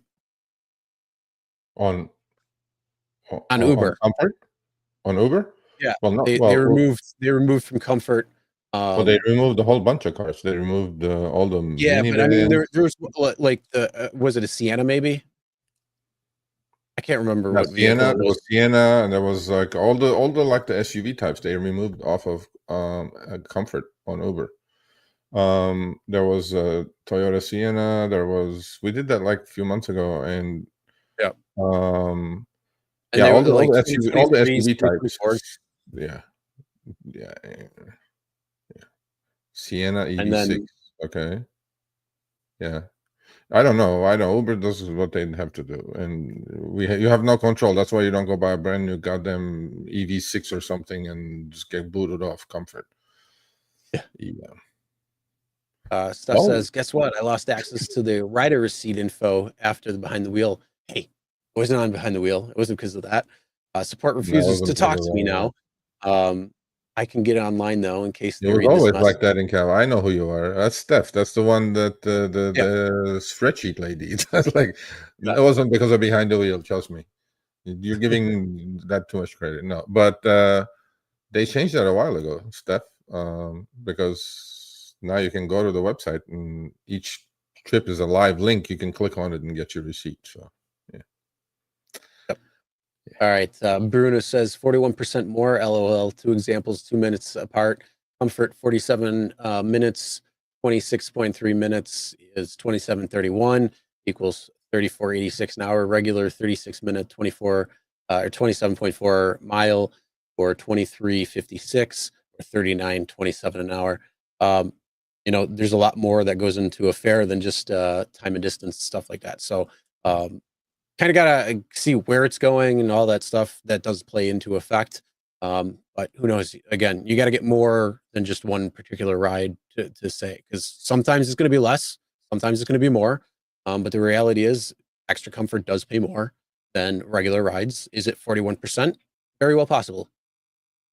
Yeah, and again, small sample size. Uber will say, and I will agree with that one. While I'm talking about Uber, okay, without mentioning any names, a good contact of mine at Uber, it's their last day today, and they're moving on to bigger and better things. So my hat's off to you. I've known her for over a year, and we've done really, really good work. And she took a lot of my shit over over the last year and a half, and she gave back some. Yeah, I'm gonna give it to her. She's tough, but much love. Best wishes in everything you do in your future, and we'll be in touch. You have a friend, at least, so there you go. All right.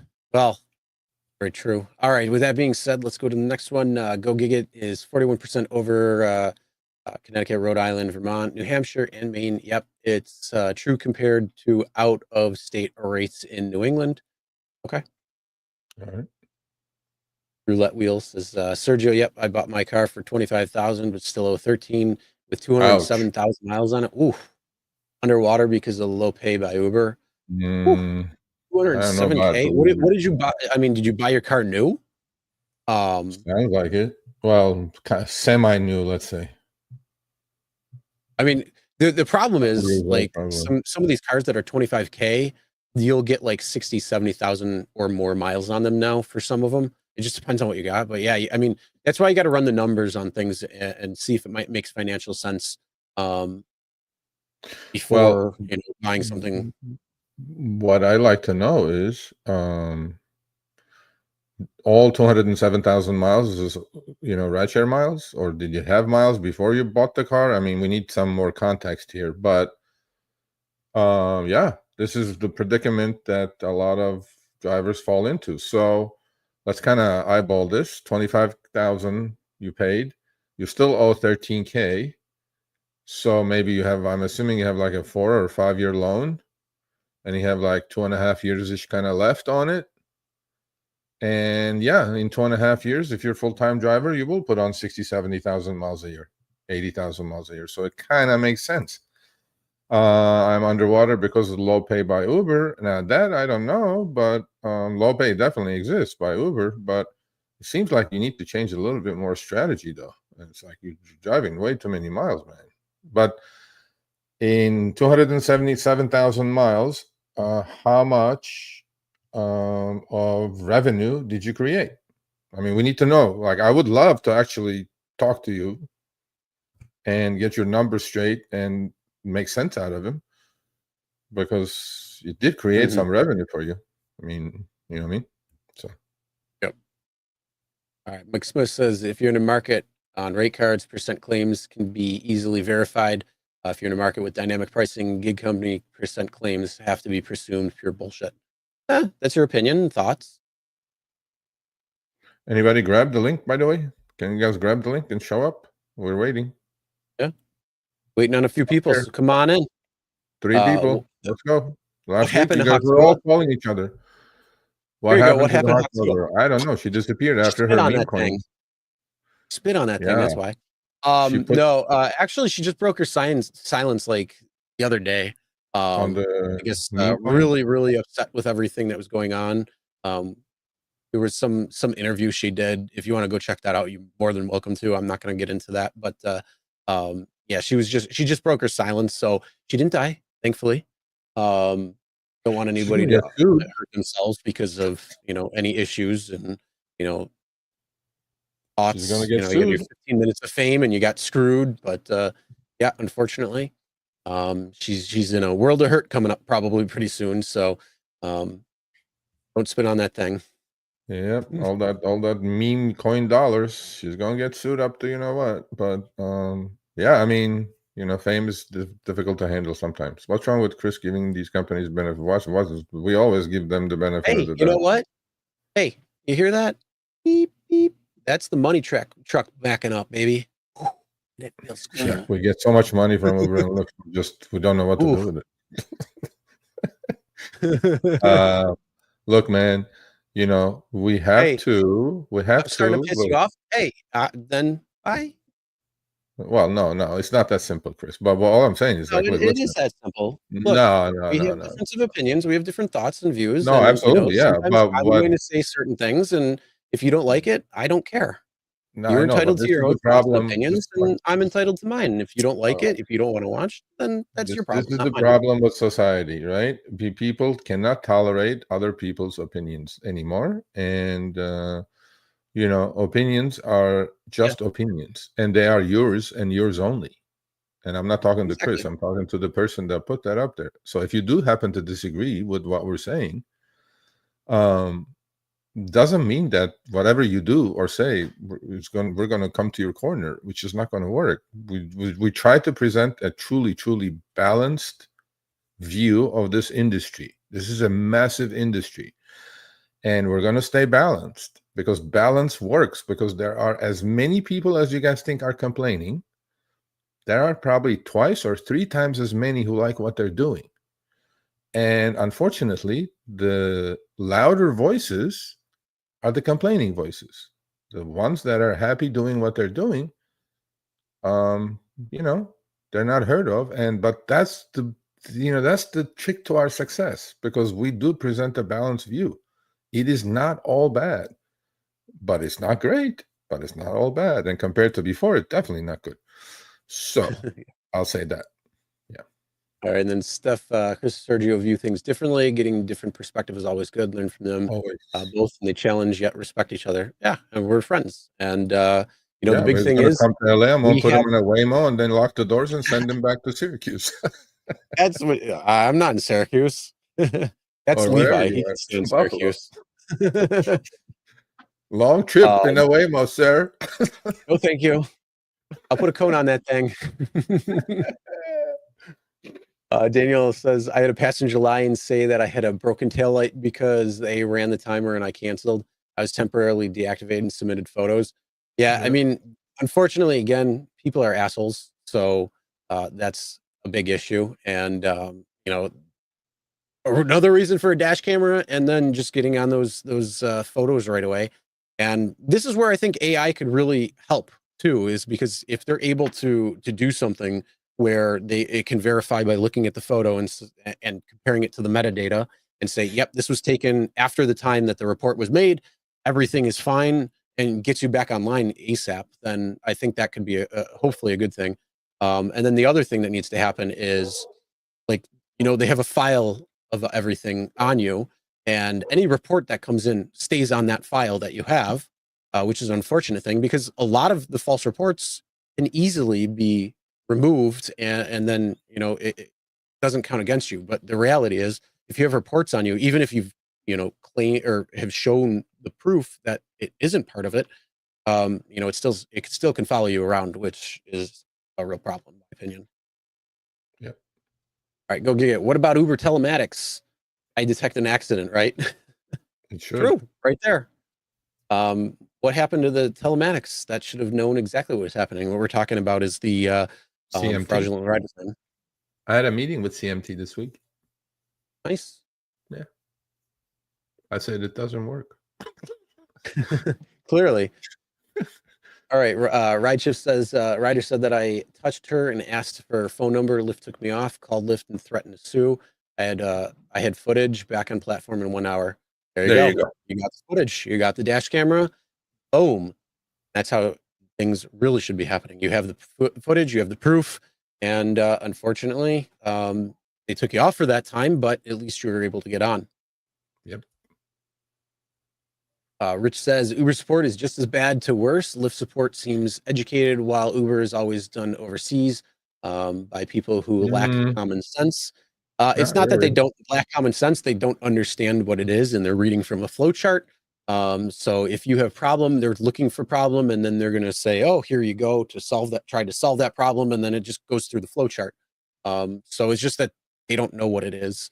It's unfortunately, and that's why it's black hole support. And hopefully AI, if you train it properly, it will give you the right answers and better answers that you're looking for.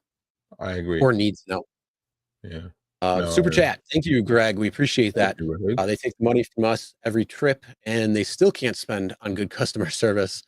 Hopefully AI does. That's all I can say. Hopefully AI can make it better. I think it will. Thanks for the super chat. And then Booty is Kim Kardashian's alias. Yeah, that's the Lyft verified customer's name. Them Booty. All right. Well, we got two drivers in the back who are going to come on and share their thoughts and 3 tips on what they do every time that they're improving earnings. And then wherever the conversation goes is wherever the conversation goes. So Midnight, what's going on? And Jeff, how you doing? Hello. What's Jeff? going on, everyone? Hi, Midnight Newton. Okay, introduce I yourself. missed the 3 questions. What was the questions?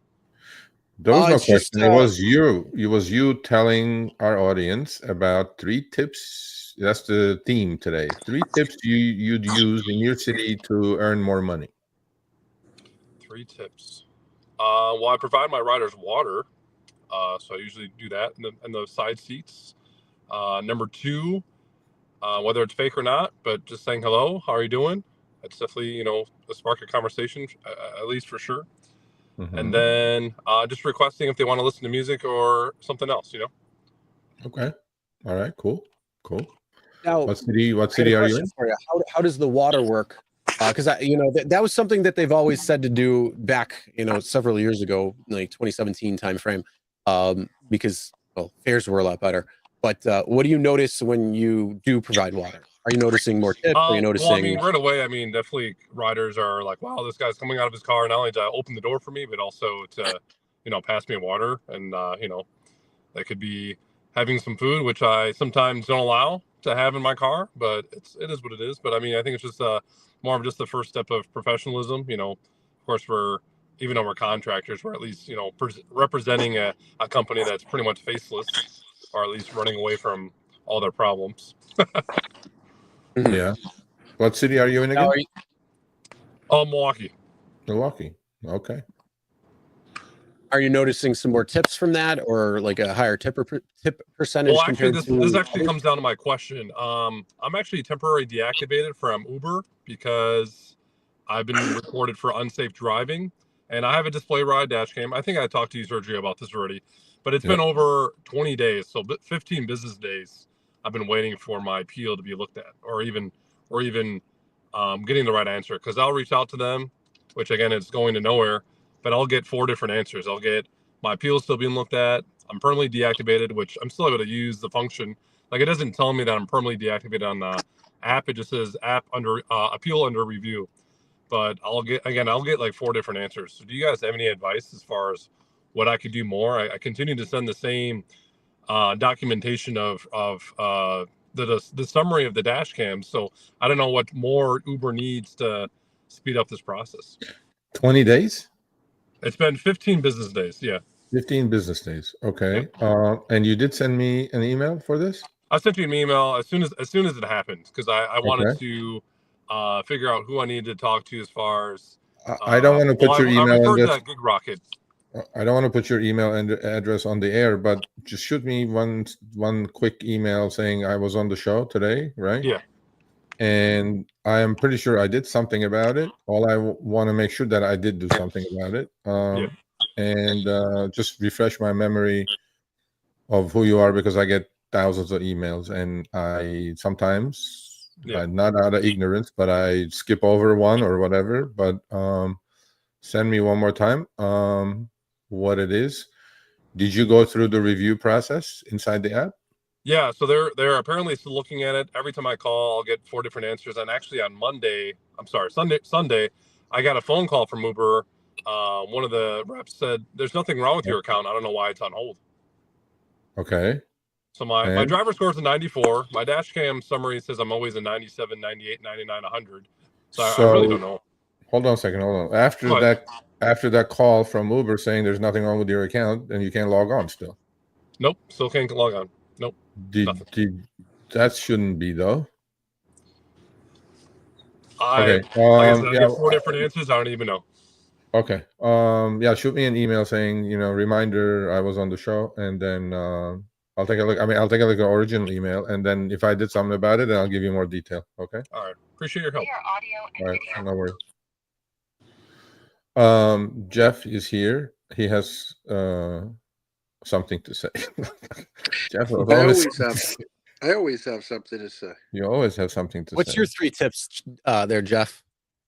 Well, the first tip would be, don't take your anger out on your customers that you have for Uber and Lyft. Okay. Once they come into your car, they're your client. whether it's on a Lyft ride or an Uber ride or a private ride. I've done a lot of tests on my own. Sergio, you know, between Uber and Lyft, I have over 30,000 rides in 9 years. I have about 5,000 private client rides. I do Spark. I do Skip Cart, and I use them to supplement my private ride business. So that's the first thing.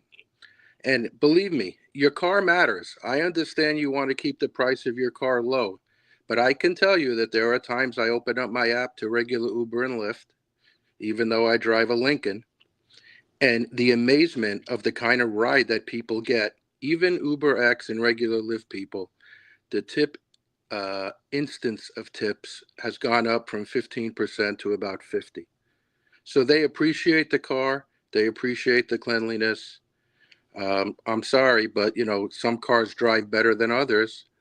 And so that would be the first tip. The second tip is you got to get out there at the right time, I would guess. If you're going to cherry pick every single ride, you're going to be spending a lot of time just wasting time. Sometimes a shitty ride leads to a great ride if it's taking you in the right place. And you know the third one I'm going to say, Sergio, so you could start smiling now. Rule number one and rule number two. Well, that's fine, but stop being a victim. I'm sorry if I ruffled Stephanie's feathers. Mike and I go back and forth. It's nothing personal. Uber doesn't give a shit about you. They don't give a shit about me. You have to use what they give you to stay ahead of them. And I can give you an anecdote if you have a second of something that happens all the time to me. This is how I use Lyft. I take airport reservations at any level. I don't care if it's regular Lyft. If somebody's going to the airport, there's a potential that they could be my private client. So even though I might not profit on that ride, it's free marketing. They're delivering my private client to me and they're paying me. So I know that if I'm making $10 on a 7-mile ride to the airport, that person's paying $20. If I pick them up at a residence, it's an easy, here's my card. I know I can do this ride for $15. I can pick you up right at the terminal. I don't have to go to a waiting area. You get free upgrades because you're driving in a Lyft Black car for the same price. Anybody who doesn't take you up on that is silly. A billionaire would take you up on that because they didn't become a billionaire because they're stupid with their money. They became a billionaire because they're wise with their money. So those are 3 things that you can do. But again, and here's what I primarily use the apps for now at this stage of the game. I just dropped off a private client for a 75-mile ride that brought me $200 in cash. Now I'm driving home. I don't give a shit if you pay me 30 cents a mile on the ride home. I put on my directional filter and I'll take every single ride driving back because I was paying those expenses anyway on the way home from a private ride. Now I know, well, everybody can't do this. Listen, if you can't invest in yourself in business, then get out of the game. Now, Florida's different. We don't need commercial insurance, but I carry $1 million liability, and the difference in that is about $1,200 every 6 months from what I would normally carry. Right. Wow, $1,200's a lot, is it? At 50 rides a week, that's 86 cents a ride. No, I know that. But as you said, though, correctly stated, right? Not every state is the same. You're doing it properly. You're doing it properly. You know, you're not condoning people doing, you know, friends and family trips without any protection or whatever. Not. No. So, and by the way, Sergio, let's be honest here, okay? I live in a great place. If I set my app to a 5-mile radius, for those of you who know South Florida, it covers the Hard Rock, which is the only legal gambling in the state of Florida, and Fort Lauderdale Airport. So I could sit in my backyard when I don't have reservations, turn on Lyft Black or Uber Premier. On Lyft, I could set it to a 5-mile radius, and it'll cover both the Hard Rock and the airport. Yeah, no, I mean, I know none of where those things were around when I moved here. I just got lucky. But, you know, You have to invest in yourself. I'm sorry. You Yeah. know this, and you say it all the time, and so does Chris. Chris, you've been so much more vocal over the last 6 months. It's a pleasure. Lyft and Uber aren't the cause of every driver's problems.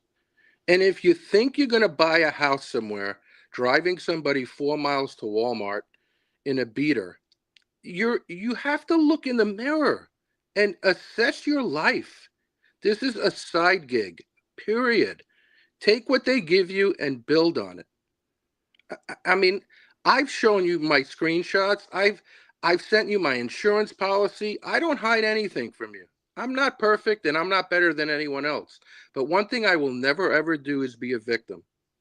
I don't, Yeah. Well, love Dara or hate Dara. If he was the CEO of your company and delivered quarterly earnings like he just delivered, you'd pay him $124 million too, and a $24 million bonus. And nobody's going to Ted, say we no. can discuss that. Come on. 18% increase in revenue, 18% increase in rides.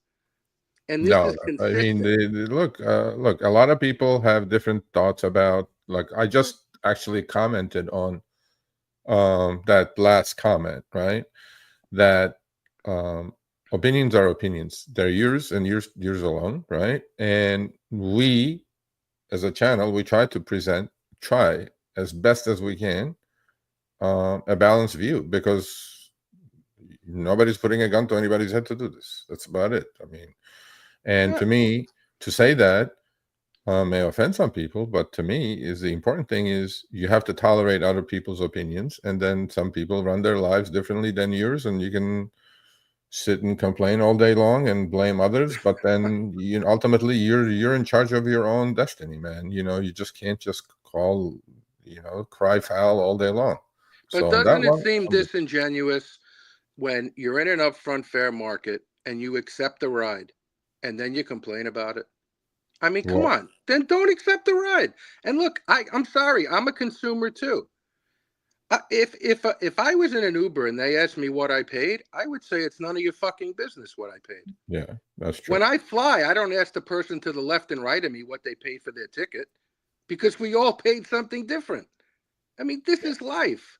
I agree. I'm sorry. I really am. But, it's the work ethic. And, you can make money. You can make profit doing this if you're smart, period. That's my opinion. So before we say goodbye, answer this question, okay? Richard Kaufman says, listen, Norma, Stitz, we know that's not your name, but his name is Jeff. So by the way, you're under the weather. I hope you're feeling better. I'm still COVID positive, but I've had a very mild case. I said under the weather. That's all I said. No, it's okay. And I just finished that pack. Not every market. Okay, so here's a good comment. Not every market has those options. I'm in Harrisburg, Pennsylvania, and all we have is X, XL, and Comfort. That's it. No perks, no bonuses, hardly any surge. What do you do? Doesn't work for all. But he was just saying what he's doing. He's just converting those lousy X trips into private trips. And look, everybody needs to go from point A to point B. How they go about it is you're facilitating that travel, and you can do it in many different ways, and you can do what he's doing if you can get yourself some proper insurance. Well, I have a very good answer, and it has nothing to do with rideshare. My background is a restaurant executive, okay? If somebody came to me and said, Jeff, I want to open an ice cream shop in Alaska, what do you think my answer would be? Yeah. Are you fucking crazy? How about opening one in Florida or in a desert? Yeah. Maybe rideshare isn't a thing. If it doesn't work in your market, do something else. Yeah. Walmarts are in every market. I'm just as busy on Spark when I put on Spark as anything else. Okay. I'm just saying, I don't begrudge the person. I don't begrudge anybody. But how can you keep sitting back? And why should Dara make any changes? Oh, I agree. Look at these results that were just delivered. Yeah. Well, you can always buy their stock. Yeah. Well, last but not least, before we let you go, answer this one. This guy doesn't understand the larger picture. Lyft and Uber have made a fortune by playing shenanigans with employment laws, using independent contractors as employees. That's his opinion. Now, again, see, you need to be cognizant of the fact that that's his opinion. I wish all these people who are keyboard warriors would come on the show, because we would love to speak to you about these things and get your voice out. I mean, but see, I thousands don't of take people are going offense to at watch. that, and I would answer that very simply this: I know that, but I still steal their customers every day and twice on Sunday. There And you instead go. of making $8 for the same ride, next time I'll make 13. And that's a 70% increase in my revenue. You see, all of these comments, Sergio and Chris, they're about things that drivers cannot control. It's a waste of your valuable time. Okay. It's unbelievable. I just, and look, this is prevalent in our country. Forget about rideshare. I don't care about what the person next to me makes. When I was coming up in the restaurant business, if they hired somebody next to me that they paid more, shame on me. I made a bad deal with them. So I have there's two things I can do. I can work harder or I can quit. Wow. But I can't bash the company I work for or that I represent and think they're not going to retaliate. Are you kidding me? That is the silliest logic I've ever heard. Well, when you pound your chest with a 2% acceptance rate, if I was Dara, I would certainly look you out and deactivate you. You obviously don't want to. You obviously don't want to do ride sharing, right? They can't do that though. Maybe they wouldn't need to onboard all these drivers, what you guys call oversaturation, if people aren't proud of accepting 2% of the rides. Again, I'm from a different generation. I'm 60 years old. I don't see life that way. And it has nothing to do with my financial position in life. This is the way I was when I graduated high school when I was 16. And it's the way I am now. I crush roadblocks in front of me. I don't blame other people. I don't say, well, I deserve this. I'm sorry. I'm just not that way. And maybe it's because I grew up poor. Well, no, it's, but you know, again, everybody has their ways of doing things and opinions, and we have to respect that side. So that's all I can say. But okay, thank you for coming on. Feel better, please. Listen, Jeff, the Sunshine Man, and I want to host a show one week, and it's only going to be positive things about Uber and Lyft. Sure. It'll probably be a short show, but you guys could take the week off. Well, yeah, you know, we should we can do that. Yeah, we'll take a week off. We'll see. Maybe in August or something. As you know, I don't watch TV, so I didn't see 1 second of the Super Bowl, and you guys are my Super Bowl every week. Oh, thank you. All right, much love. See you later. Take care. Talk to you soon. All right, take care. Bye. Thanks. All right. So thank you for coming on Driver's Corner. Other than that, you got anything there, Serge? No. We got what do we have? We have actually, I'm gonna do a behind the wheel interview in an hour with a driver from Washington State, Seattle, the one that's swimming in cash, to see how he's doing. What else? No, that's about it. Was that the driver that was on last week from Spokane? Yes, exactly that driver. See, we snagged one from we snagged one from the audience. And if you guys are really interested in having your voices heard, you know, please email me, Sergio@therideshareguy.com. We'll put you on behind the wheel. That's it. Yep. Anything else besides that? I like that Buffalo Eagles. Yeah, I'll take that. I'll take Bills Eagles next year. Next year. Actually, no, I honestly, I'm gonna say I would rather see Bills Lions, but I would be okay with the Bills Eagles. As long as Bills are there, I guess you're okay. Pretty much, yeah. No, it was a great Super Bowl, and congrats to Eagles. They absolutely deserved it. Yep. I'll agree with that. And so did the boos for Taylor Swift. Yeah. Okay, so I want to do this. Hold on, give me 10 seconds. Okay, so all the people who hated what Jeff said, we're giving you the platform. you're more than free to come on. But please, don't keep being keyboard warriors. We're giving you the platform. Last 15, 20 minutes of the show is open to all of you to come on and talk about anything you guys want to talk about. Simple. But, we got to tolerate each other's opinions and we got to represent. And that's it. Right. And with that being said, get out there, make some money. We'll see you guys next week on Show Me the Money Club.